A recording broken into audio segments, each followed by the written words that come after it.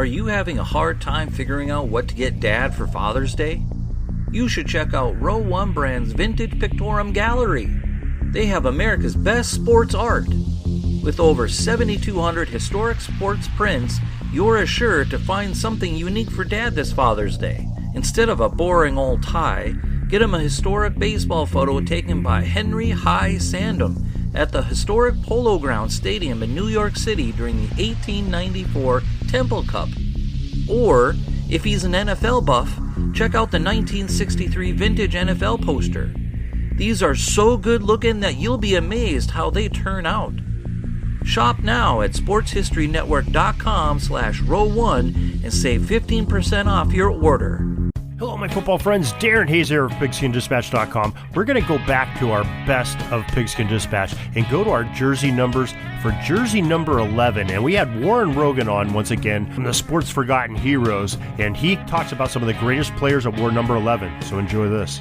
This is the Pigskin Daily History Dispatch, a podcast that covers the anniversaries of American football events throughout history on a day-to-day basis. Your host, Darren Hayes, is podcasting from America's North Shore to bring you the memories of the gridiron, one day at a time. So as we come out of the tunnel of the Sports History Network, let's take the field and go no huddle through the portal of positive gridiron history with PigskinDispatch.com. This podcast is part of the Sports History Network, your headquarters for the yesteryear of your favorite sport. You can learn more at sportshistorynetwork.com. The guest joining us on this edition is no stranger to those who love Sports History Podcast, as he's a fellow podcaster on the Sports History Network, and he loves to preserve the history of the gridiron, as well as many other athletes. Our guest to discuss the greatest number 11s in NFL history is Warren Rogan of the Sports Forgotten Heroes podcast. Warren, welcome to the Pig Pen once again. Hey, Darren, thanks for having me. It's been a lot of fun. It was great talking about number 10, and I'm ready to rock on number 11. Oh, so am I, because there are some great number 11s to talk about. There really are. And tonight, looking at it, I think beforehand we agreed we want to put a top 10 together for these number 11s. And we have some folks that are in the Hall of Fame. If we want to start off with those, or do you want to start off on another area? Well, I put my top 10 together. Of course, there's several Hall of Famers in here. And my number one top 10, number 11 on my top 10 list is Norm Van Brocklin. I don't think you can go wrong with naming Norm Van Brocklin the greatest to wear number 11. No, I don't think you have any disagreement there, because he was quite the quarterback. Absolutely. And my number 2 is a guy who plays today, Larry Fitzgerald. Okay. Ranked as my number 2 greatest, number 11. I mean, the guy is, he is the Arizona Cardinals. Oh, he definitely is. I don't know if I would have picked him as the second, but let's go ahead and let's talk about some of these guys, and maybe we'll maybe you can change my mind by the end. Okay. My number 3 is Ernie Nevers. Okay. My number 4 is a guy who I'm sure most have never heard of, Joe Guyon. I don't even know if I'm saying his name right. I think you're saying it well. I think that's the way. My number 5, and he could actually move up higher, is Fritz Pollard. Okay. My number 6 is Link Lyman. My number 7 is Ken Strong. Okay. My number 8 is an all-time favorite of mine, Phil Simms. Okay, our first non-Hall of Famer yet. Yep. My number 9 is Earl Morrell. Okay. And my number 10 is Julio Jones. Wow, very interesting. Very interesting. Yeah. That is a good top 10 of number 11s. Let's go in here. Let's discuss some of these guys. You brought up Van Brocklin first. Let's get into him a little bit, because you have him as your number 1, number 11. Yeah, I mean, had that great nickname. Some say it's just the Dutchman. The others say the Flying Dutchman. The guy was just a phenom.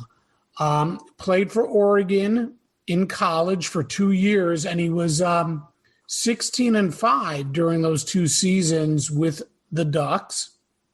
And then he was drafted in the 4th round by the Rams in the 1949 draft. And it was interesting. I put together a list of quarterbacks taken in that draft before Norm Van Brocklin. Oh, these are always good.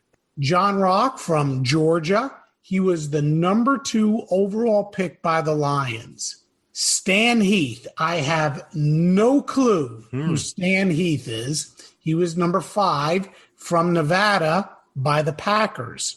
Number 9 overall from Notre Dame, Frank Tripucka. His son, many might remember the name, Kelly Tripucka, played for the Detroit Pistons, also from Notre Dame. You know, pretty darn good basketball player. Right. The 13th overall pick in that draft was a guy from Purdue who the Giants took, a guy by the name of Bob Damas.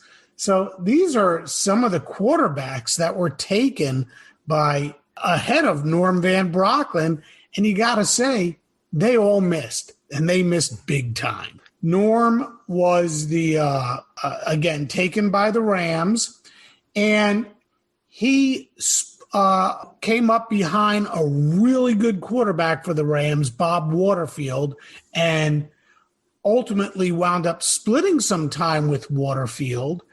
And together, they led the Rams into the NFL championship against the Cleveland Browns in 1950.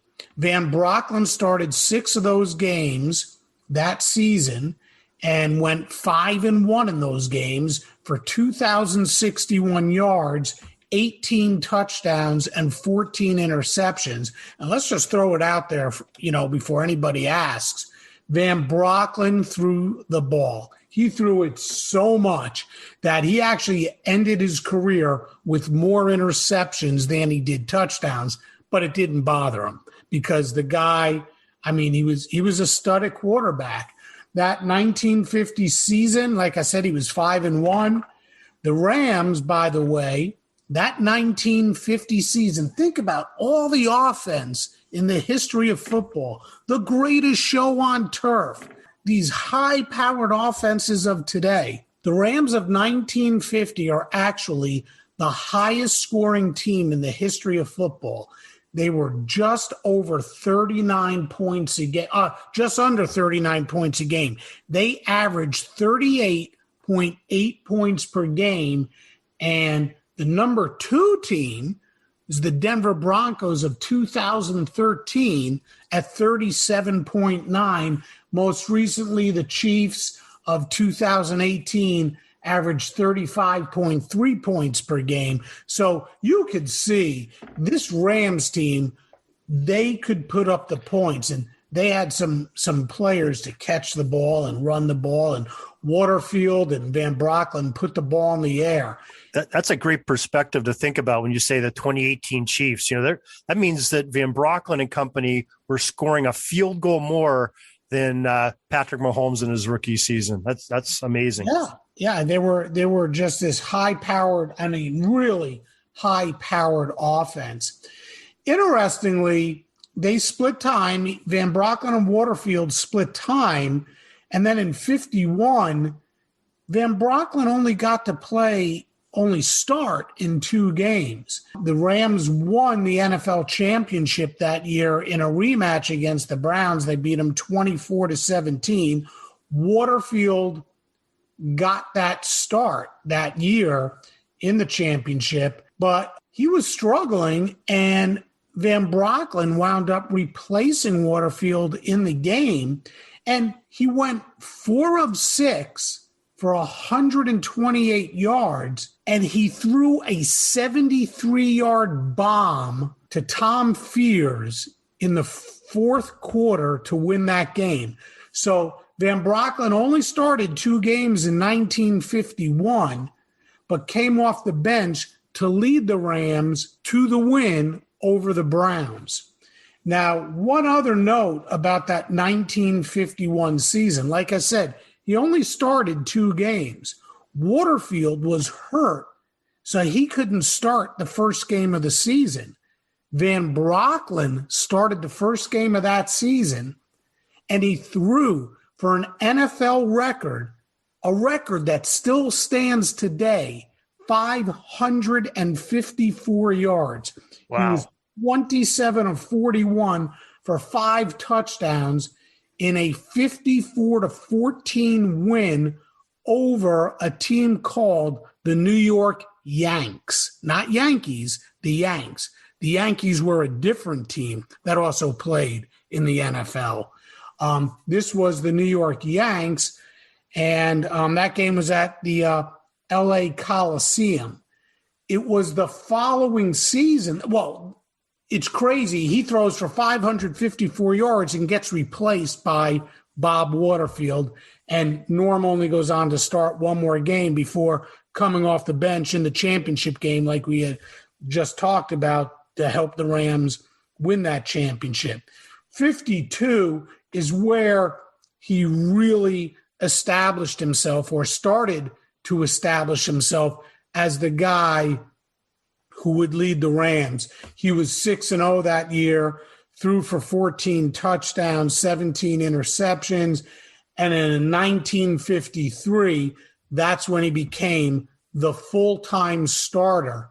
And he did pretty well. I mean, it was a 12-game season. He was 8-3-1, threw for 19 touchdowns, 14 interceptions, and threw for 2,393 yards. 1954 was when he threw for the most yardage of his career. He threw for 2,637 yards. And, you know, the Rams were a decent team. They were a decent team through the 50s. And after, you know, Norm put up some good numbers, was a starter for the Rams in 53, 54, 55, 56. And after the 57 season, said he was going to retire.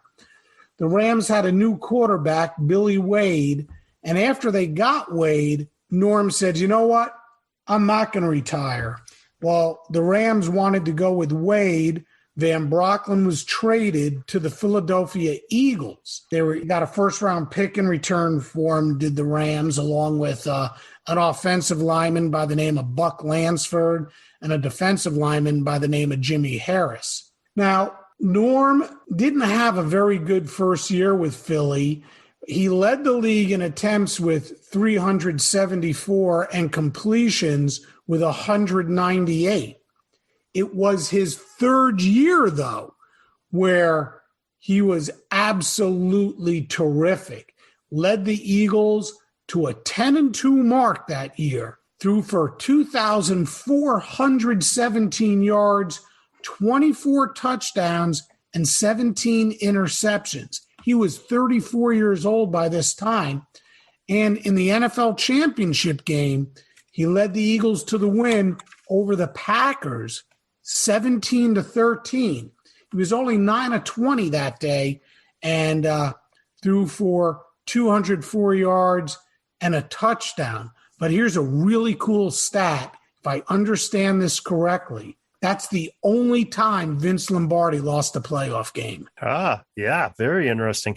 The other thing I found interesting, he made first-team All-Pro once in his career, and it was that final season in Philadelphia. I mean, for a 12-year veteran, the career he had, in your final year you make it. That's an incredible feat, too. Yeah, I mean, the guy had a, like I said, he threw for more interceptions than he did touchdowns during his career. He threw for 173 touchdowns and 178. I think it was 178 interceptions. You know, I didn't know about the All-Pro thing. I really didn't take a look at that.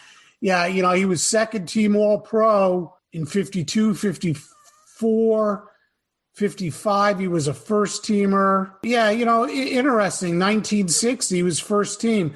So, you know, those interceptions, and I think the fact that his teams actually had some losing records over that period of time hurt him. But, you know, after that 55 season with the Rams, he was 2-2, 6-6, and then he was traded to Philly where he went 2-9-1 and 7-5.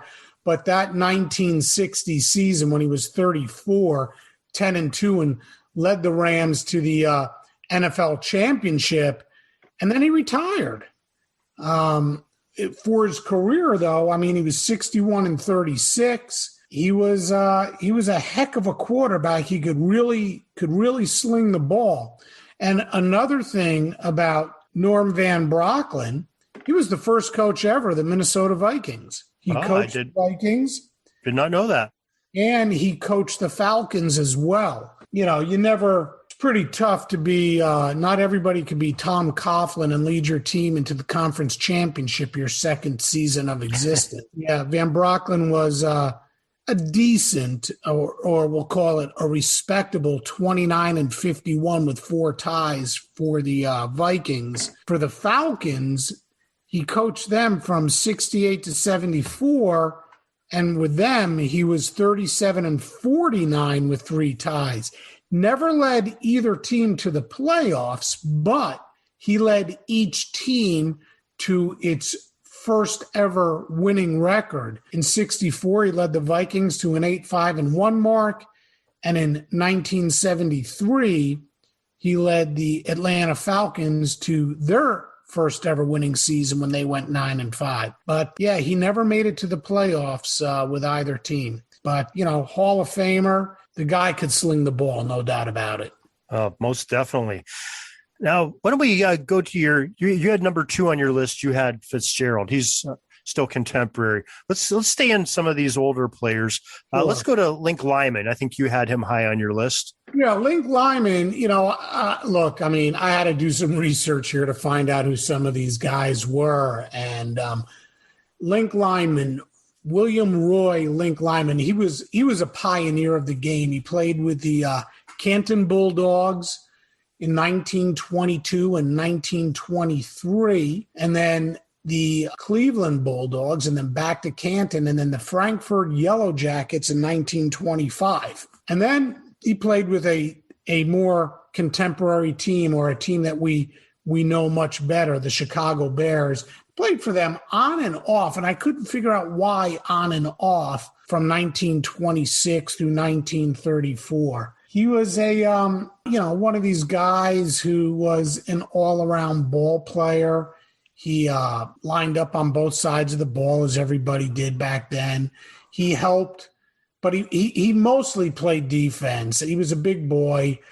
With Canton in 1922, he helped them go 10-0-2. They were this crazy good team.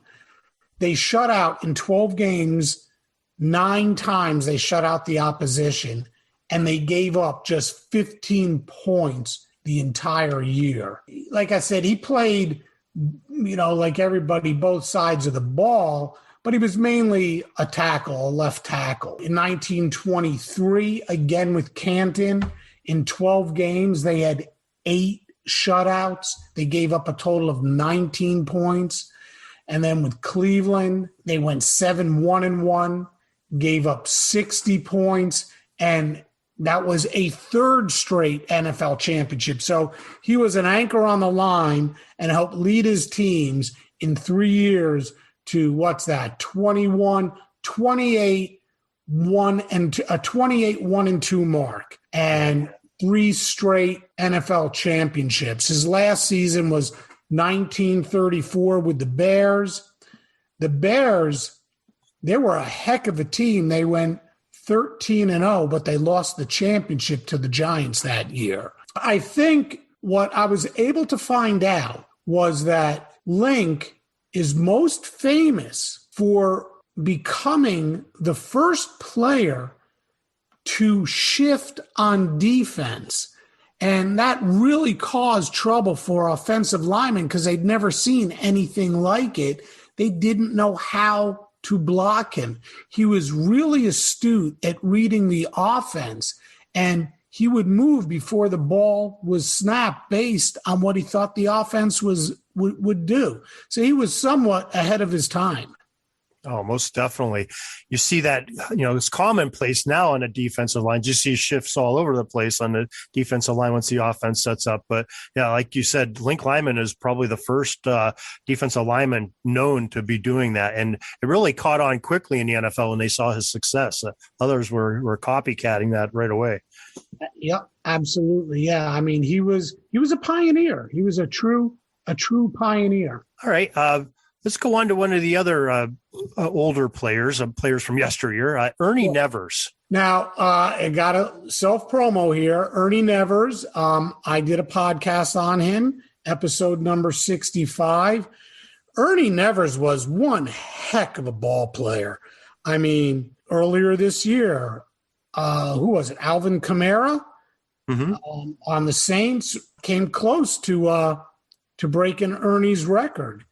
Ernie scored 40 points on Thanksgiving against the Chicago Bears in a game that his Chicago Cardinals won 40-6. I mean, it was crazy. He scored 6 touchdowns that day. He only played 5 years, and I found that really interesting. And, back then, stats weren't kept like they are today. But he did, for his career, score 38 touchdowns. He kicked 52 extra points. Now, here's something that many people might not know about Ernie. He also played for the St. Louis Browns of the American League in Major League Baseball. Ernie played in 1926 for the St. Louis Browns, and he was 2-4 with a 4.46 ERA, but football was his game. So he's a pitcher. Yeah, he was a pitcher, and the highlight of his career, he threw a complete game win over the Detroit Tigers against a lineup that included Ty Cobb, Heine Manush, and Charlie Gehringer, among others. I mean, Ernie Nevers was one heck of an athlete. And like I said, that he had that one game where he scored on Thanksgiving Day. He ran for 6 touchdowns. And it wasn't really unusual for Ernie to score all the points in his games. Reading straight from the book, September 19th, 1926, in his first game for the Duluth Eskimos, Ernie scored the game's only touchdown in a 7-0 win. October 10th, 1926, he led the Eskimos to a 26-0 win over the Hammond Pros. He threw a touchdown pass to a guy by the name of Joe Rooney, and then he also scored a rushing touchdown. October 17th, 1926, he threw a touchdown pass, scored a rushing touchdown, and kicked 3 extra points in a 21-0 win over the Racine Tornadoes.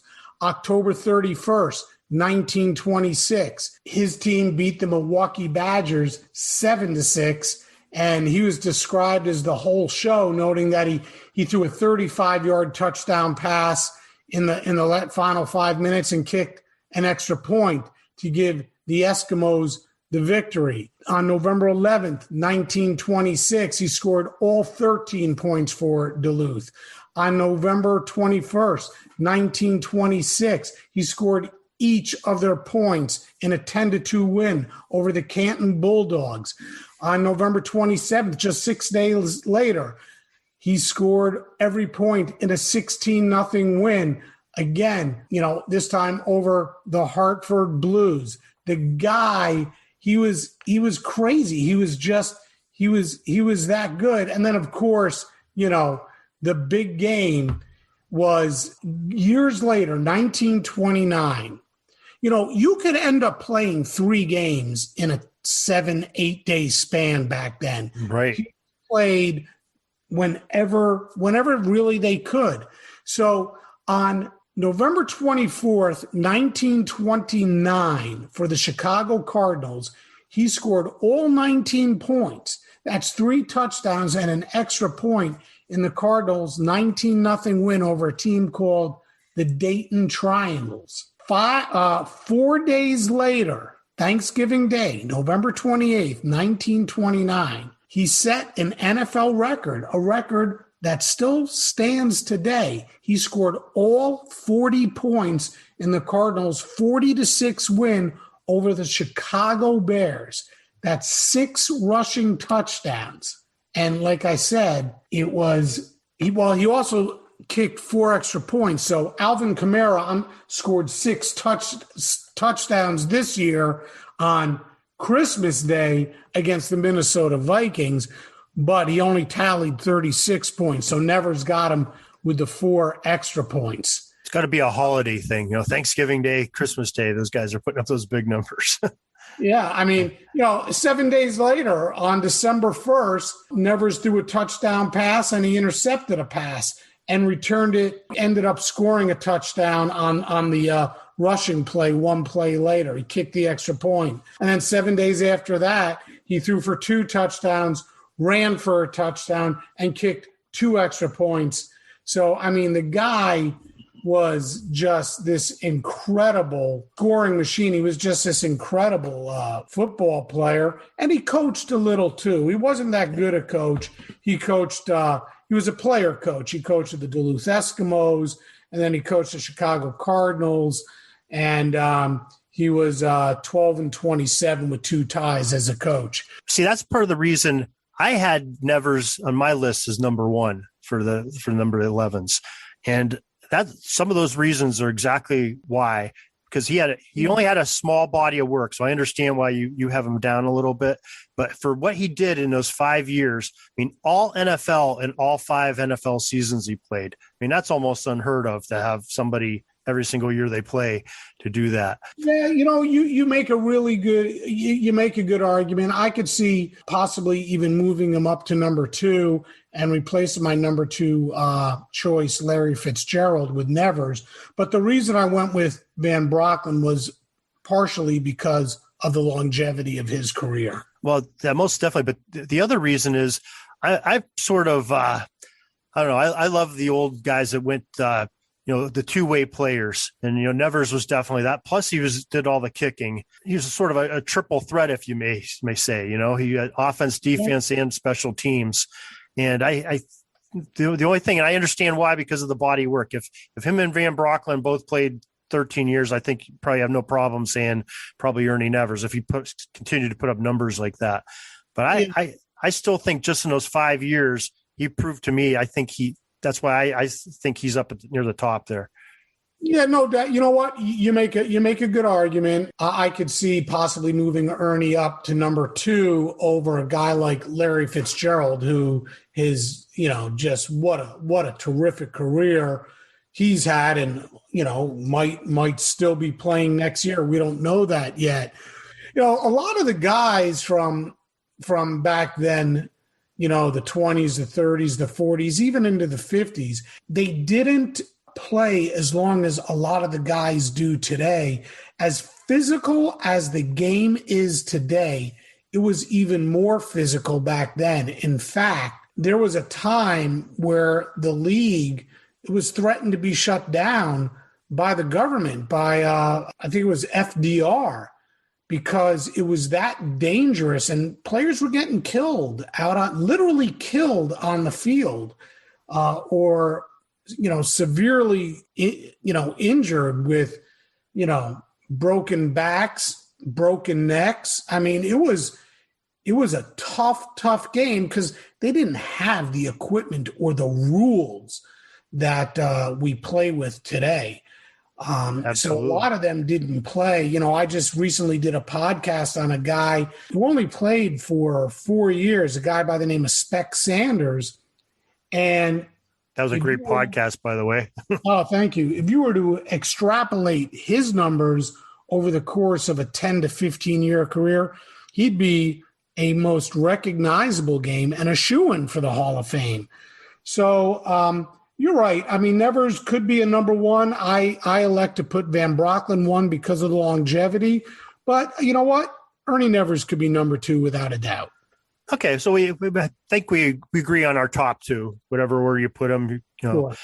So why don't we go to who we both have sort of agree on in the top three? That's Larry Fitzgerald, who's still playing, and I think he's going to come back this next year too.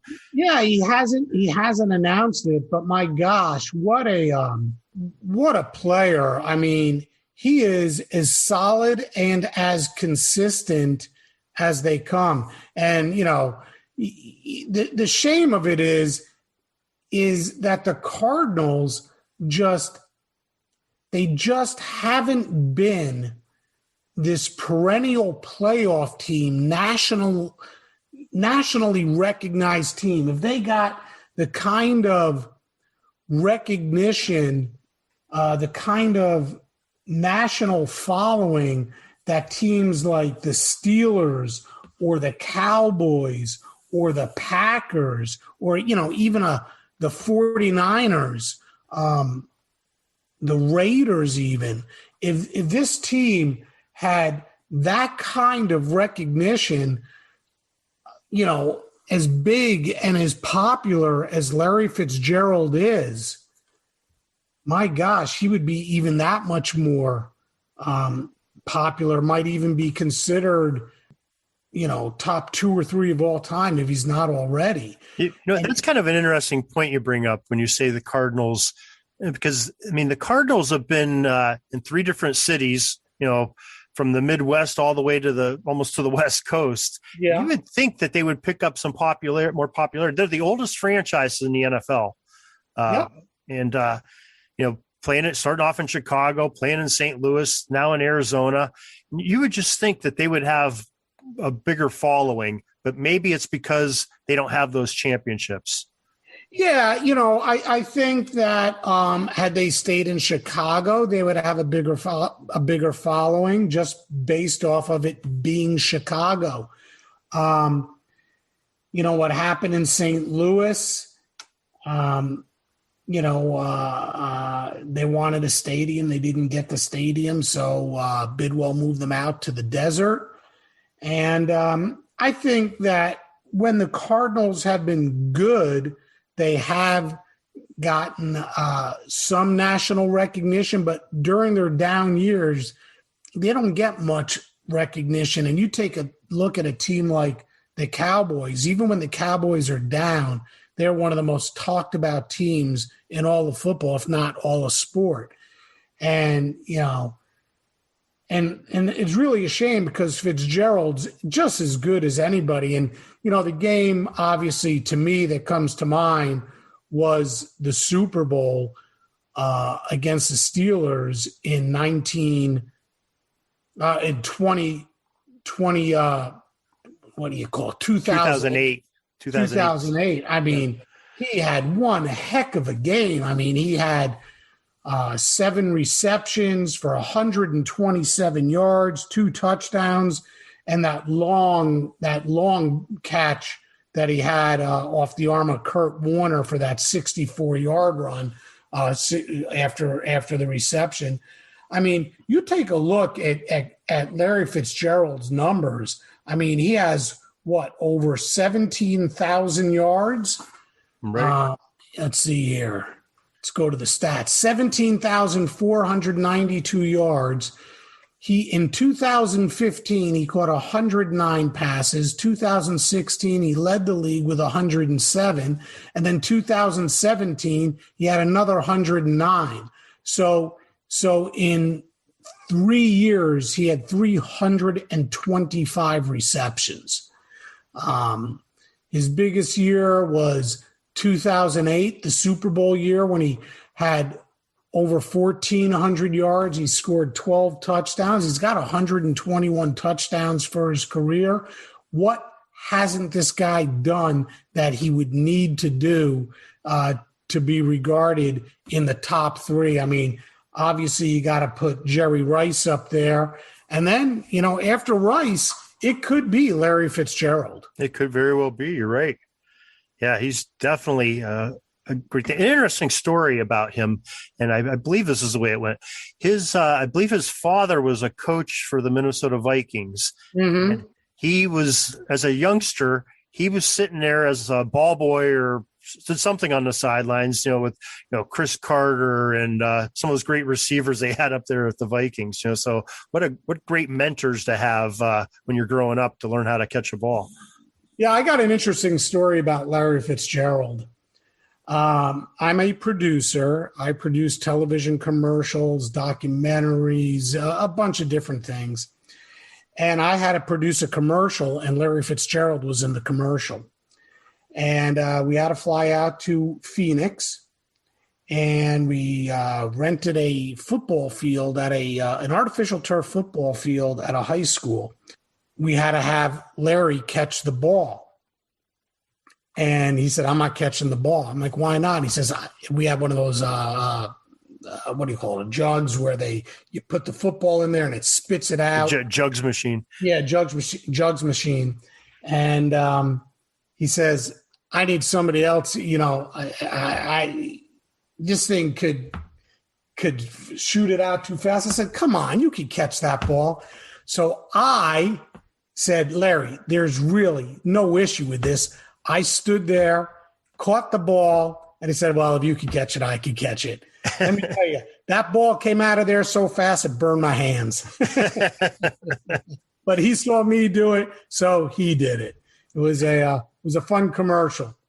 That's my Larry Fitzgerald. I thought you were going to tell us when he said he didn't want to catch the ball. There's that commercial. It's out just this past year where he's like sitting in somebody's living room and the guy throws him the ball and he just has to go past him and crashes a lamp out. Yeah. So that's my Larry Fitzgerald. Well, that's pretty cool though. That's pretty. Yeah, cool. I had to catch a ball to make sure it was all cool for Larry Fitzgerald. Well, what do we? Okay, so we got those. Those are our top three. We have Ernie Nevers and Norm Van Broek, whatever order you want to put them in. Larry Fitzgerald in there. Who did you have number 4 as your? I had Joe Guy on number 4. Okay, and another guy, another pioneer. He played for the Canton Bulldogs, a team called the Cleveland Indians, a team called the Washington Senators. Now, and he played for the New York Giants, amongst others. Back then, to help football teams get name recognition and be popular in the cities that they played in, they took on the team names of the baseball teams. So that's why he played for a team like the Cleveland Indians. But don't forget about the Orang Indians too. Well, I was going to get there. He played for. Not only did he play for the Orang Indians, he also played for a team called the Rock Island Independents and the Kansas City Cowboys. Joe was inducted into the Football Hall of Fame, the Pro Football Hall of Fame in 1966. But interestingly, before he went to the pros, Guyon played for the Carlisle Indian Industrial School from 1912 to 1913. And during that time, he played with Jim Thorpe. So Guyon, before he went to the pros, played with Jim Thorpe at the Carlisle Indian Industrial School. And both coached by Pop Warner, too. Both coached by Pop Warner. And they tried to you could never, ever get away with this today. They tried to call him Injun Joan, a la The Adventures of Tom Sawyer, but it didn't stick. But that 1912 team was one heck of a team, and Guyon was the left tackle on that team. They went 12-1-1 and scored something like 456 points. Amazing. The following year, Thorpe was the halfback that year, and the following year he was gone. So Guyon took the role at halfback and was named by Walter Camp as a second-team All-American on a team that went 10-1-1 and scored 296 points. But Guyon was a winner. He played in the NFL from 1920 through 1927. His biggest season was with the New York Giants in 1927 when the Giants went 11-1-1, and they won the NFL championship that year, and the team gave up 20 points the entire season. Very interesting. See, I had a couple of guys ahead of Guy on. And I mean, not that he's a bad player, but I end up having Fritz Pollard and Link Lyman ahead of. Well, I do. I have Link Lyman. Oh no, I'm sorry. I have Link Lyman right after him. You know, it's tough to rank guys like that who you've never seen. And like I said, I could actually put Fritz Pollard ahead of both of them. I mean, Fritz Pollard. When you read about the things that he did, and maybe some of it, maybe the reason I have Fritz Pollard lower is because I think he's more known for his role as a coach as opposed to being a player. He was he coached a team called the Akron Pros. He was a player coach for them. And again, it's so hard. Oh, it definitely is. Now, I was a little bit inspired. Are you a PFRA member? I am. Did you see the? Yes, I was going to say I just got this last week. I think. Corner. The Coffin Corner. Right. He made the cover of the Coffin Corner this edition. Yeah. He was elected to the Hall of Fame in 2005. First African-American head coach in the NFL. He was co-coach of the Akron Pros in 1921. He led the team to the NFL championship in 1920. At that time, the NFL was known as the American Professional Football Association. That's really the first ever year that there was an NFL. Again, it's just so hard because there was really so little record keeping back then. So it's really hard to rank, a Lyman, a Pollard, a guy on even a Ken Strong, because they played in an era where we just didn't get to really tally up their numbers, and there's so little video evidence of how good these guys really were. Another interesting point, though, about Fritz, which has nothing to do with his ranking or how great a football player he was, his son, Fritz Pollard Jr., won the 110-meter hurdles in the 1936 Summer Olympics in Berlin in front of Hitler. Oh, that was like the Jesse Owens Olympics. That's correct. Yes. Wow, very interesting. I didn't know that. Yeah.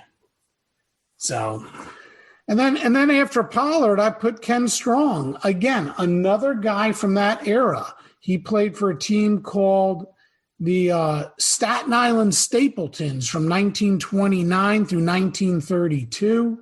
The Giants from 33 through 39. Then the war happened. Then he left for the war. Then he came back and he played for the Giants again from 44 through 49. He literally played everywhere, from halfback to quarterback to kicker to wingback to defensive back. His best year was 1934, and record keeping was a little bit better. He rushed for 431 yards in 34, and he scored 6 touchdowns. For his career, he scored 24 touchdowns rushing, and he caught 7 passes for touchdowns as well. I think where he really excelled, that's a big number for that era. Catching is 7 touchdown passes. It really is. But I think where he might have even made more of an impact was as a kicker. He had 166 extra points, and beginning in 1939, that's when I think stats took a major leap, and they became much more. They were better kept. And from 1939 through the end of his career, which, like I said, was 1949, he connected on 98% of his extra points. He was 111 for 113. And really, that was through 1947. I'm sorry, not 1949. I mean, for his career, he was 111 of 166. That's good numbers. Real good. So, I mean, it's just he was just a heck of a kicker. He also threw the ball. Like I said, he was a quarterback too. Passed over the course of his career, attempted 52 passes, completed 20 of them for 380 yards, 6 touchdowns, and 5 interceptions. Inducted into the Hall of Fame in 1967. And deservedly so. Good player. Yep. All right. Who did you have next on your list? On my list, after Ken Strong, I went with Phil Simms. I would not disagree with that one a bit. Yeah. Phil Simms he came out of the football powerhouse known as Morehead State.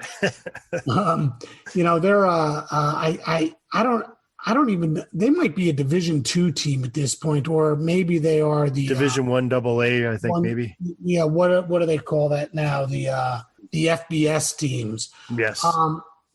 He was highly thought of. He really was. He was highly regarded. And before the 1979 draft, which he was taken as the 7th pick in the 79 draft, Bill Walsh knew about him, and he wanted a really good evaluation of him. So he sent one of his assistants, Sam Weish, out to Morehead State to evaluate Phil Simms. And the story is that Walsh was so impressed with Simms that he planned on taking him in the 3rd round over the guy he ultimately did take, some guy out of Notre Dame named Joe Montana. And he wound up with Montana because the Giants and at that time Ray Perkins were so impressed by Simms, they wound up taking him with the 7th pick overall. And can you imagine when Pete Rozelle announced with the number 7 pick in the NFL draft, the New York Giants select Phil Simms? Oh my gosh. They took him over the throwing Samoan as well, Jack Thompson, who didn't exactly turn out to have a great career. The 2 best quarterbacks out of that draft wound up being Simms and Montana. Obviously, we know the story about Joe Montana and how great he was. But I argue that if Simms was in that offense, he might have done just as well as Montana. And heck, Simms did pretty well in head-to-head matchups against Montana. I don't have the exact number here. And Simms, won the Giants' first ever Super Bowl and was on his way to possibly winning that 2nd Super Bowl before he got hurt and Jeff Hostetler had to take over. Simms was really affected by a lot of injuries early on in his career. And he had a 15-year career, and only 4 times did he actually play all 16 games. And he missed the entire 1982 season with a knee injury. His last year in the NFL, he went 11-5. His overall career record was 95-64. He threw for 199 touchdowns, 157 interceptions. But, he didn't have much of an offensive line his first couple of years. In fact, he holds the team record for being sacked the most times ever, 477. Sacked the most times in one season, 55. But he also owns some pretty good marks, like that Super Bowl against the Broncos when he went 22 of 25. So he only had 3 incomplete passes. His passer rating for that game was 150.9. The Giants that year went 14-2. And I remember watching the game, and there's always this game during the season where you go, ooh, they might actually have a shot at being something really special. And I remember the game. It was against the Minnesota Vikings, and it was the 11th game of the season.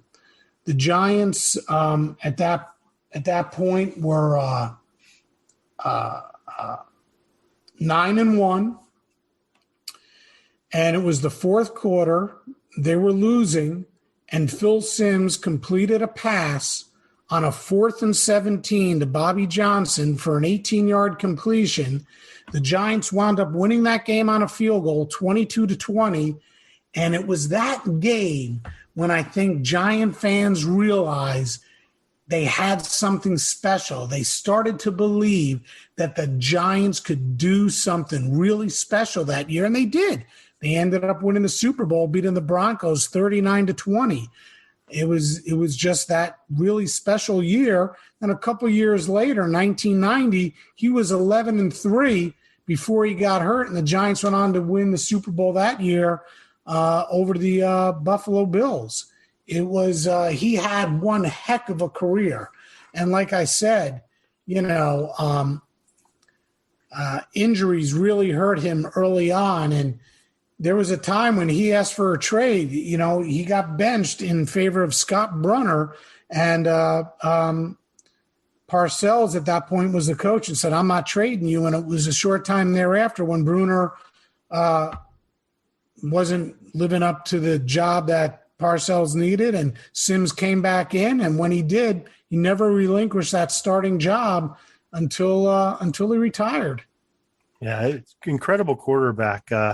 He could always kept his team in the game. Didn't have the big passing yards, but he always had a great stable of backs behind him, and of course that defense that he played with, it was phenomenal. Yeah, absolutely. One of the best defenses of our time for sure. Absolutely. All right. Who do we have next on our list here? Well, next on my list, might be a surprise to some people. It's Earl Morrell. And Earl, I did a podcast on Earl, episode number 70. Earl, this is a tough one. It's a tough one to sell. He's a career backup quarterback. But he had an absolutely terrific career. As a backup quarterback, he threw for over 20,000 yards. Let that sink in for a moment. A backup quarterback throwing for 20,000 yards. He played for... Just the teams that he backed up, though, were just amazing, and what he did for those teams. Right. And what the 2 years that I'd really like to focus on are 1968 and 1972. Oh, you didn't want to talk about the 57 Steelers? No, I'm just kidding. Well, that's who drafted him. And it was really interesting because I think at that point their quarterback might have been Bobby Lane. Yeah, I think it was.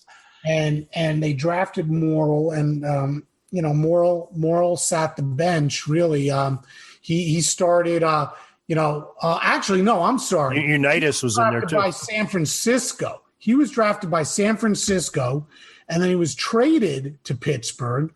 And he actually, his first year with Pittsburgh, he went 6-5. He was the starting quarterback, and then he got traded to Detroit the year after that, and midseason, and he only started.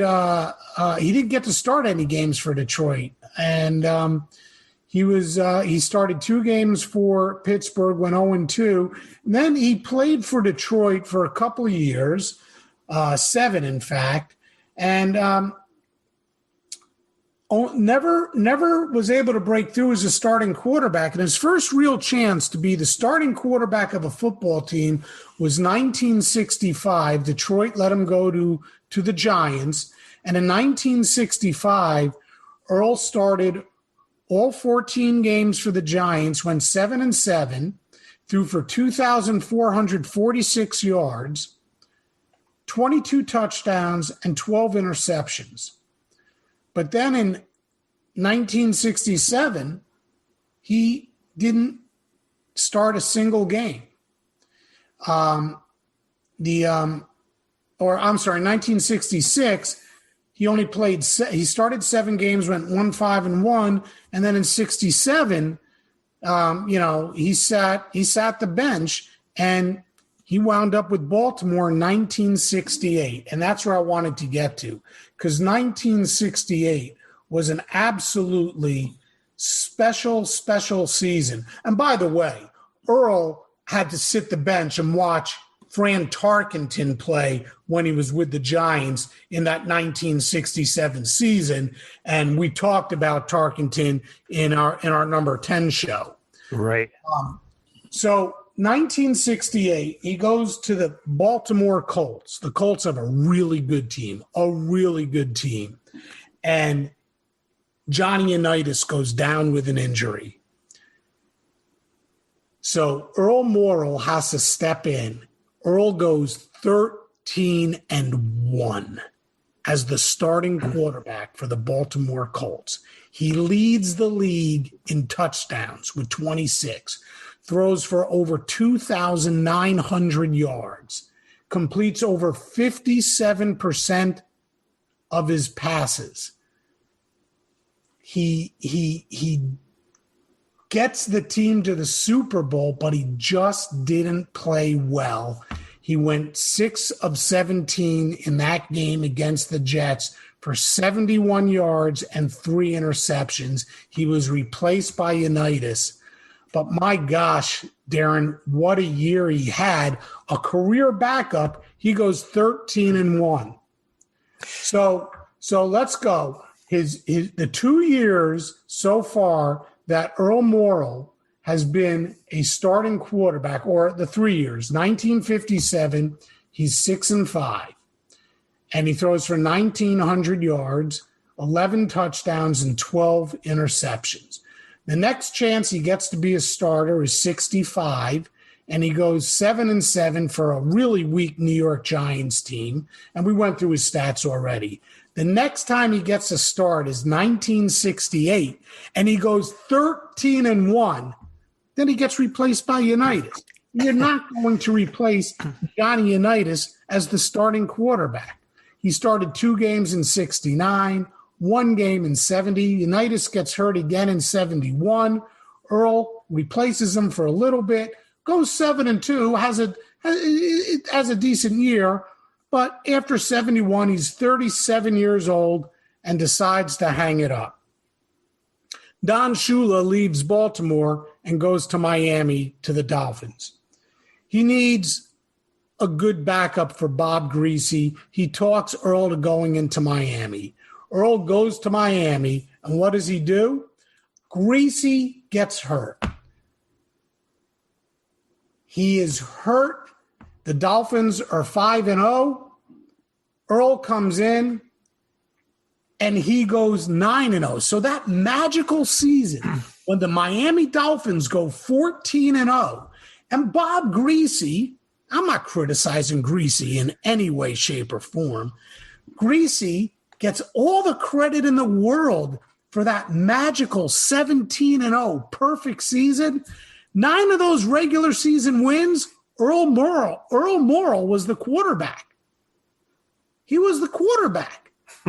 Greasy came back in time for the playoffs, but Earl won the first game of the playoffs against the Browns, 20-14. It was a struggle, but he won the game. He then struggled in the AFC Championship game against the Steelers, and Shula replaced him with Greasy. Earl got credit for the win, but he had struggled against the Browns. He had struggled against the Steelers. So Shula gives Greasy the start in the Super Bowl against the Redskins. Earl didn't get to play in that game. Miami won, and the rest is history. The Dolphins go 17-0. Bob Greasy did this incredible job. No one remembers that Earl Morrell was 9-0 that year. But I mean, you talk about him being a pretty much a career backup, but think about it. In his 22 seasons probably about half of that, or at least 10 of those. I mean, he's playing behind Tarkington, Unitas, Greasy. Those are some big names in quarterbacks in the football history of the NFL. And his record as a starter, 63 wins and 36 losses, threw for 20,809 yards, had a completion percentage of 51.3, 161 touchdowns, 148 interceptions, and had a career passer rating of 74.1. Yeah, the nothing guy to sneeze is a at. good quarterback, and he just always found himself behind a great quarterback, and he just couldn't break through. I rank him as my number 9 all-time, number 11, and I think deservedly so. I think you're right. I have him on my list also. Yeah, and by the way, the San Francisco 49ers picked him second overall in the 1956 draft. So he was really, really well thought of. He had very high college marks. He went to Michigan State, and he was a heck of a college quarterback, and I think he was a heck of a pro quarterback. And while he will never make it to the Hall of Fame, he actually has some better numbers than some guys that are in the Hall of Fame. Definitely a great player. All right. Well, we're coming down to we have 9 players, which I think we both agree on. I think this might be where we might disagree. Who do you have as your number 10? And I'll go tell you who I have as my number 10. I have Julio Jones. Do you? That's a good pick. I went a little bit different. I went with Danny White. I think he's interesting. I saw Danny White on there, and I think the biggest knock against Danny White is the fact that he replaced Roger Staubach, so he probably doesn't get the recognition that he deserves. But Danny was a heck of a quarterback. He had a 62-30 record. I mean, you don't think about that. I mean, you think about him playing he was the punter when Staubach was on a team, and he was a backup quarterback. But he did play quite a bit after Staubach. 62-30 is nothing to sneeze at. Almost 60% on his completions, almost 22,000 yards, 155 touchdowns, and that's had some pretty decent records.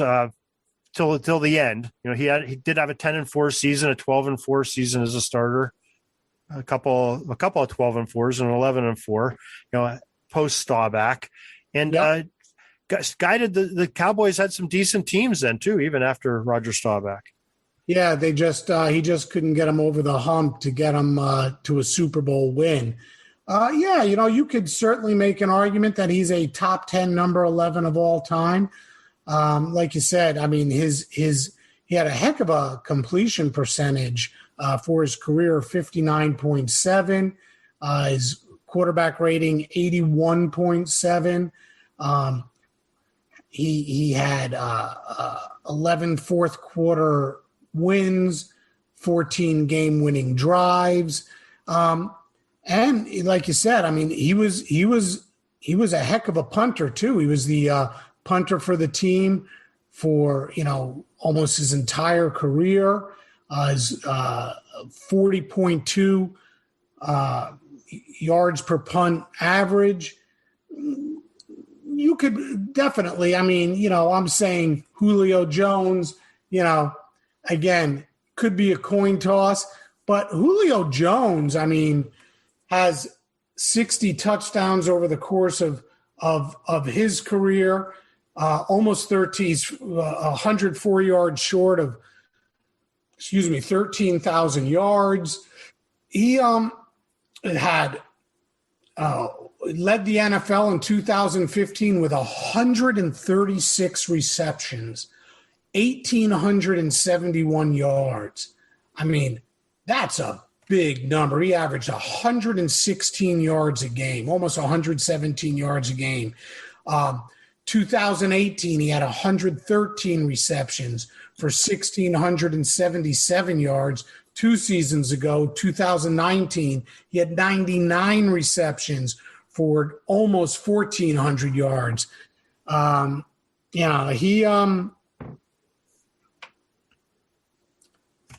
think he's a Hall of Famer.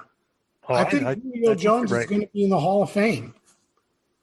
Yeah, you definitely have a point there. He has got some really good numbers. I guess the thing that always sort of sticks in the back of my head is just a couple years ago when he went for so many games without having a touchdown pass. And I guess it's an important stat, but it shouldn't be the stat that we remember. But it is the one we remember because that's the big play. It's when you score the touchdown. He did struggle. It was 2017. I think that's the year you're talking about. He had 88 receptions, 1,444 yards, but he only had 3 touchdowns. So, he averaged 90 yards a game. Why didn't he score more touchdowns? Is that his fault?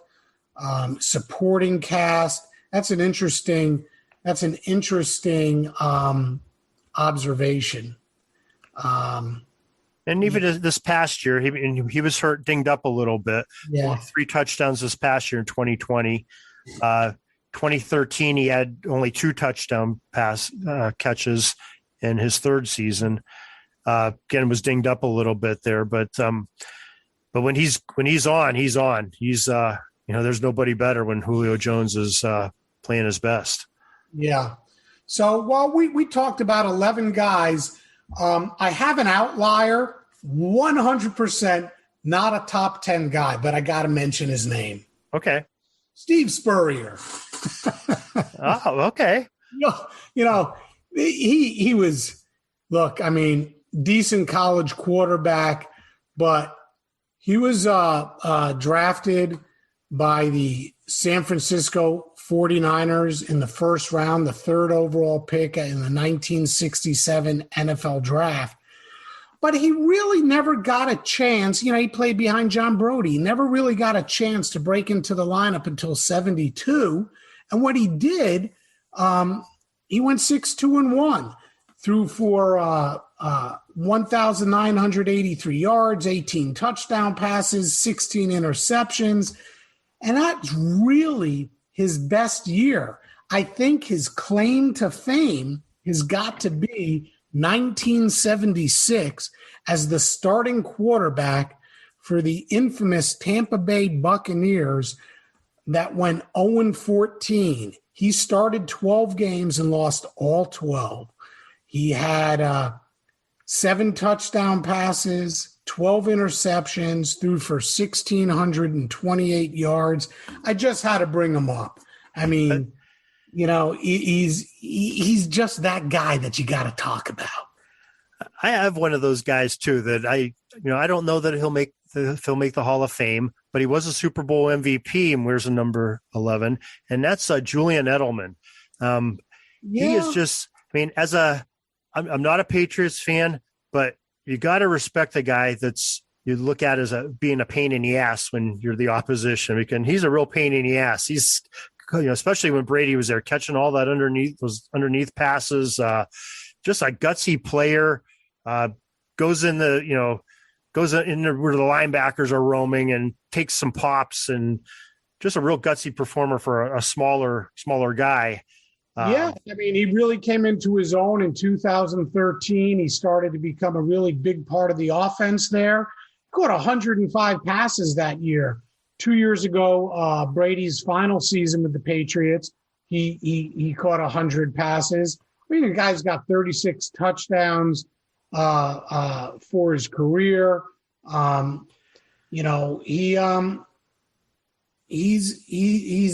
He is about as tough as they come. You hit him, he bounces, he gets right back up. Like you said, I don't know if he'll make it to the Hall of Fame. I don't think he's got Hall of Fame numbers. He's got, I don't know if he'll reach 10,000 yards receiving. He's already, next year will be 35, and he's at 6,800 yards. And obviously the Patriots are going through a metamorphosis of, so to speak. They're changing the kind of team they are. But my gosh, Julian Edelman is as tough as they come, no doubt. And a couple other outliers that, again, guys that probably won't sniff the Hall of Fame, but just they've had some great performances. Alex Smith, this past season. And what can you say about Alex Smith? And just the tough breaks he's taken with injuries. A lot of courage. A lot of courage to come back from that. Right, to come back and play the way he did. It definitely worth mentioning as a number 11. And another one, sort of more controversial, is Drew Bledsoe. The potential that was, and he did show a lot of that, but just never really got over that hump. He got it. Played in a Super Bowl, but he was sat the bench basically because that's when Brady sort of took over for him, got the nod after he was replaced earlier in the season. Yeah, that it's a really interesting thing because you're always told you'll never lose your job because of injury, and that's really exactly what happened to him. I mean, no doubt a serviceable quarterback, better than a serviceable quarterback. I mean, somebody could take that as an insult, serviceable. I mean, he was a good quarterback, had a career, his record as a starter. He was a winning quarterback. Let's see, New England 10-6 1 year, 11-5 1 year, 10-6, 8-6. Went 9-7 with a Buffalo Bills team in the early 2000s, 9-7 with the Cowboys. He was most definitely a good quarterback. Hall of Famer. I'm not, not a Hall of Famer, but you take a look. 3 times he threw for over 4,000 yards. He led the NFL his second season with 4,555 yards. He had seasons where he 25 touchdowns, 28 touchdowns. Yeah, he never threw for 30 touchdowns in a season. But no doubt, Drew Bledsoe was a good starting quarterback. Definitely worth mentioning in that when you're talking about the top 11s of all time, but not top 10 with some of these other players. Well, before I let you go, do you have anybody else that you want to mention that were the number 11? No, I mentioned my outlier, and definitely not a Hall of Famer, but a guy you got to talk about, Steve Spurrier. Right. Okay. Well, let's talk about your podcast a little bit. You told us a little bit about what you've had on the podcast lately and what the podcast is about. But what got you started in that podcast of talking about sports forgotten heroes? What was your motivation? I love sports history. I have a pretty extensive library, a lot of golf, a lot of baseball, and a decent amount of football. I love knowing about the guys of yesteryear. One of the first episodes I did, I think it was the first episode, was about a guy by the name of Ed Delahanty, who was a baseball player back in the late 1800s and early 1900s. I read this book about him called July 4th, 1902, I think it was, or 1903. And it was about his career, and he disappeared. He didn't think he was being paid enough money, and he ended up signing a contract with the rival Federal League back then. The rival American League. And then he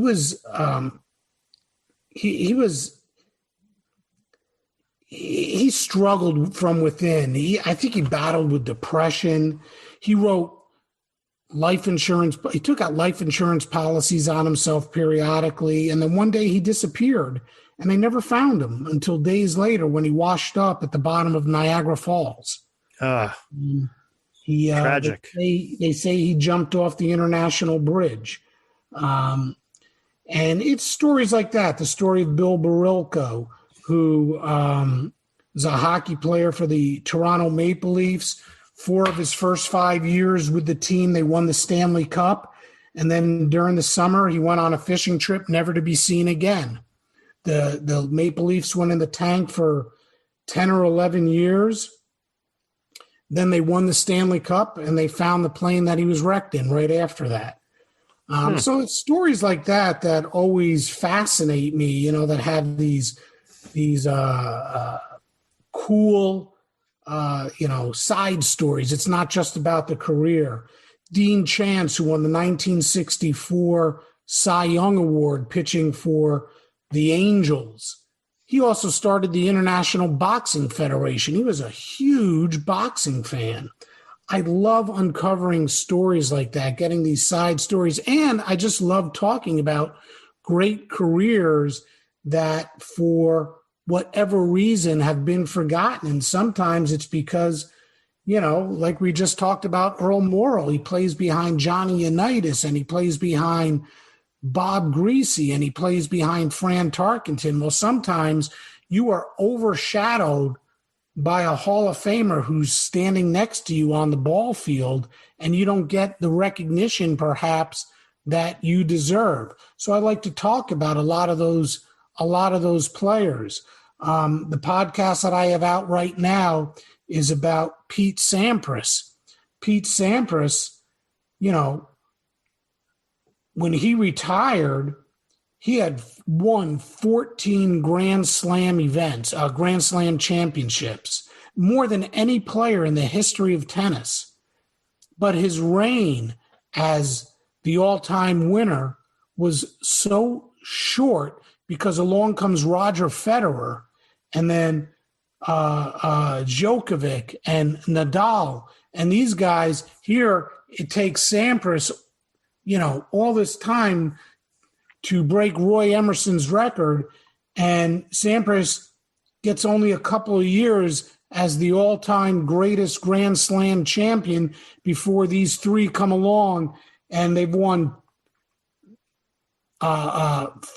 58 championships. Federer has 20, Nadal has 20, and just this past weekend, Djokovic won his 8th Australian for his 18th. So wow. It's stories like that. I got a great story about another tennis player, a guy by the name of Gottfried von Kram, who was German, and Hitler wanted this guy to win Wimbledon, and he didn't win Wimbledon. He lost to Don Budge, and I talk about that story with the Gestapo in the stands ready to pounce on von Kram if he lost. And there's other parts to his story, but Hitler spared him. Oh, we'll look forward to hearing that one. That sounds like a really interesting too.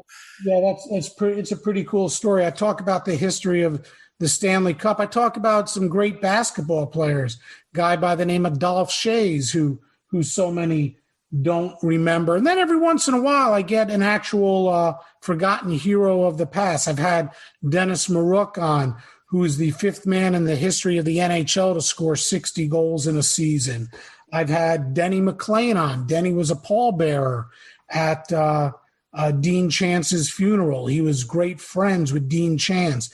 I had Skip Lockwood on, who was a favorite of mine. He was a pitcher for the New York Mets, and he was a terrific reliever.